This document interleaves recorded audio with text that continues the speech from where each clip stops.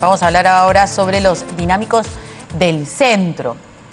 Yo sinceramente pensaba que les iban a dar prisión preventiva, pero bueno, la jueza finalmente decidió consideró innecesario. Que era innecesario dictar prisión preventiva contra los 20 investigados por el caso denominado Los Dinámicos del Centro, una investigación que inició el Ministerio Público con la Policía Nacional en el 2019. Y hay que decir que además que estas investigaciones que se realizan en los gobiernos regionales datan de muchos años, ¿no? Creo que 2016 es que empezó esta acción conjunta del Ministerio Público con esta Dirección Especial de la DIVIAC, específicamente en municipios y gobiernos regionales. Ya lo que se ha discutido bastante es el tiempo que se tomó la Fiscalía para hacer el allanamiento y, digamos, ejecutar la orden que había partido del Poder Judicial o el permiso del Poder Judicial, ¿no es cierto? De acuerdo. Justo, precisamente, es que... y que dio oportunidad a que se escaparan algunos de los implicados. Y se perdiera parte de la información valiosa, por importante supuesto. Y valiosa. Sí. Y bueno, por eso decía yo que esta investigación empezaba desde el 2019, ¿no es cierto? Ha ido avanzando y justo, bueno, se suponía que tenía que ejecutarse una orden, pero llegó la segunda vuelta electoral, ¿no es cierto? Y entonces en esos meses, pues aparentemente un fiscal consideró que no debía mezclarse lo político con lo judicial. Para conversar más sobre este caso, vamos a ahondar con la periodista Graciela Villasís, ella es jefe de la unidad de investigación del diario El Comercio, a quien le damos las buenas noches. ¿Cómo estás, Graciela? Muchas gracias por atendernos. Hola, Mario, ¿cómo estás? Hola, Verónica. ¿Qué tal? ¿Qué tal? Buenas noches. Bueno, ustedes han estado teniendo mucha información y han hecho seguimiento a todo este caso de los dinámicos del centro, que decíamos ahora en la presentación, viene desde 2019, pero justo engancha, ¿no es cierto?, como normalmente ocurre en todos estos casos grandes, que empiezan chiquito y de pronto tremenda, ¿no? Tremendos personajes que estaban involucrados, algo así como lo de los cuellos blancos, ¿no? Por favor, cuéntanos un poco sobre esto y las decisiones fiscales relacionadas al tema político. Así es. Primero señalar que el señor Vladimir Cerrón en reiteradas oportunidades ha dicho que se trata de una persecución política, esta investigación, ¿no? Y no es así. Primero porque esta investigación se inicia en noviembre del 2019, es decir, ya empezó hace 2 años. Lo inicia la División de Alta Complejidad de la Policía, este equipo especial, y durante años ellos estuvieron detrás de una presunta organización criminal que funcionaba dentro del gobierno regional de Junín, y lo que hacían básicamente era, a través de cobros ilícitos, expedían licencias de conducir, y de igual modo a través de cupos daban puestos de trabajo, y a cambio las personas tenían la obligación de aportar mensualmente al partido, ¿no? Este dinero iba a servir para la campaña política. Como bien señalan ustedes, esta investigación se inicia así, es decir, no se pensó jamás en la campaña política, se pensó en descubrir a esta organización que funcionaba dentro del aparato del gobierno regional de Junín, y con los daños, digamos, 2020, 2021, 2019 fines, se llegó pues a escuchar información relevante que tenía que ver ya básicamente con el financiamiento de la campaña, y se escucha específicamente a 2 personas, dos fundadores del partido, 2 de ellos que han estado en calidad de no habidos, como el señor Arturo Cárdenas, secretario general de organización de Perú Posible, el hombre que acompañó a Pedro Castillo nada menos durante todos sus viajes, y que además fue el que permitió, digamos, reunió a la señora Verónica Mendoza con Pedro Castillo antes de la segunda vuelta. Y también hablamos del señor Eduardo Bendezú, que es quien postuló al Congreso y además ha tenido un cargo dirigencial importante dentro del partido. Estas 2 personas, cuando se produjo la medida, pues se fugaron, porque, como lo hemos explicado desde la unidad de investigación del diario El Comercio, ha pasado casi 30 días desde el inicio, desde el día que la fiscal Boni Bautista hizo el pedido, ¿no?, de prisión preventiva contra 37 funcionarios, hasta el día que se ejecuta el operativo en sí, ¿no?, y que permite la fuga de 10 personas de 10 personas de esta organización, muchos de ellos muy importantes, que hubiera sido muy valioso digamos, detenerlos o sorprenderlos, ¿no? Para poder encontrar información valiosa que se ha perdido, ¿no? Y a propósito de las razones de esta demora de casi 30 días, ¿cuáles son cuál es la información que existe, la motivación de esa demora que entendemos ha causado mucha controversia? Bueno, primero hay que recordar que cuando se trata de operativos de este nivel, y solamente basta mirar casos similares, hacer una cierta comparación, por ejemplo, el equipo especial Lavajato, cuando ellos tienen una medida, digamos, o van a ejecutar un operativo, un fiscal coordina con su coordinador, se reúne con su coordinador y presenta la medida al Poder Judicial. El Poder Judicial normalmente debería demorarse 48 horas, hasta quizás un día más, para que tenga efectividad el operativo, claro. Tenga contundencia. Y rápidamente, cuando ya el juez les da la medida, tiene que el coordinador darle un soporte a través de fiscales adjuntos para que de manera simultánea intervengan estos domicilios y detengan con la compañía, digamos, de la policía. Eso no ocurrió en este caso, un caso enorme, de gran envergadura, porque primero la jueza se demoró 15 días en tomar una decisión, en resolver, en admitir el recurso que solicitó la fiscal, que era la de detención, y luego de eso, cuando se lo da, que fue el 1 de junio de este año 2021, pasan 15 días más, ¿no? Y lo que ocurre es que, bueno, ya todo el mundo sabía del operativo, al punto de que cuando detienen a uno de los fundadores y personas muy allegadas a Vladimir Cerrón, en su chat se le encuentra que un día antes le escribe al señor Cerrón diciéndole: camarada, y siempre va a ver el operativo, estoy nervioso. Y el mismo día, antes de arrojar su celular al inodoro, le dice a todos, le manda diciéndole: borren vouchers, borren todas las pruebas, que eliminen todo. ¿No? Es importante también que la fiscal, en esas audiencias que hemos estado viendo de pedido de prisión preventiva, que finalmente se desestimó, el Poder Judicial ha creído que no es necesario, hay un grupo de WhatsApp que se llama Miembros de Mesa de Perú Libre, porque, digamos, esto ha ido avanzando, esta investigación, ¿no?, de la aparente corrupción en el gobierno regional de Junín, hasta enlazarlo con la campaña electoral. Eso es lo que preocupa, digamos, ¿no es cierto? Porque el señor Castillo está pronto a asumir el gobierno. Entonces uno dice, bueno, ¿qué va a suceder cuando esto siga avanzando? ¿Cómo van a ir las investigaciones? No contra él directamente, pero que podría involucrar incluso, y hay un pedido de la Procuraduría, al propio secretario general del partido. Háblanos sobre este WhatsApp, Miembros de Mesa de Perú Libre. Bueno, en realidad el WhatsApp lo descubre las fiscales, ¿no? Es la fiscal Bonnie Bautista, la que está a cargo, que tiene 2 fiscales adjuntas.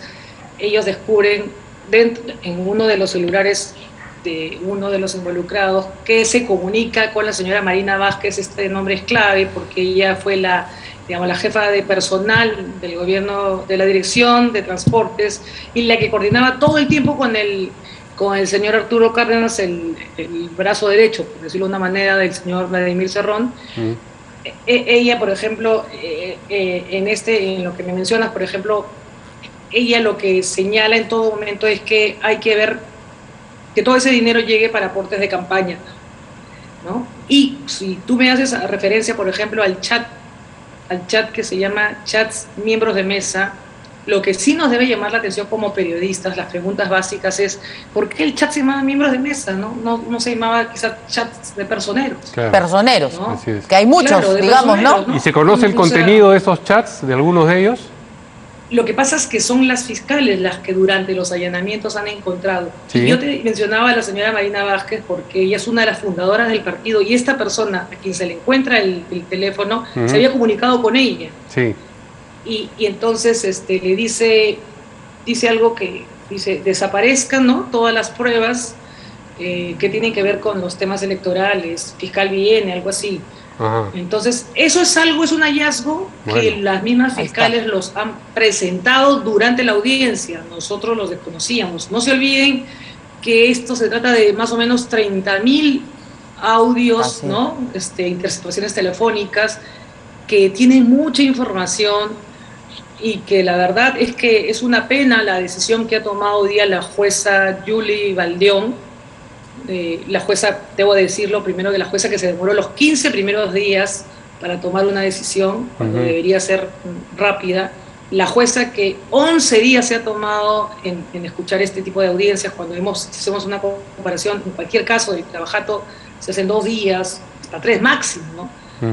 Y bueno, ella ha decidido que a nadie se le dé prisión preventiva, a pesar de que varios de los fundadores y dirigentes del partido se fugaron, estaban en calidad de no prófugos, o sea, claro, nunca decidieron aportar, digamos, colaborar con la justicia. Además, los audios se escucha claramente al señor Arturo Cárdenas hablar con la señora Marina Vázquez, la jefa de personal, decirle cuántos tenemos aquí, cuántos puestos tenemos aquí, cuánto es el sueldo, ya, ponga a los militantes del partido, sácalos a esas personas y declara desierto el proceso. Y además otra cosa muy importante, ¿no? La jueza señala que la fiscal no ha mostrado nuevas evidencias más allá de las iniciales que presentó durante la detención preliminar. Y yo le preguntaría a la jueza, ¿y los 803.000 soles que se encontraron en las casas? En una de ellas se encontró 447.000 soles y se trataba de un funcionario digamos, funciones del gobierno regional de Junín, ¿no? O sea, es plata en efectivo. Como ella dice que no hay pruebas, hay 6 aspirantes a colaboradores eficaces que han dado información muy importante, básicamente sobre la campaña del partido, porque toda esta plata, digamos, la finalidad de obtener y de recoger y reunir este dinero era financiar la campaña presidencial que postulaba a Pedro Castillo como candidato.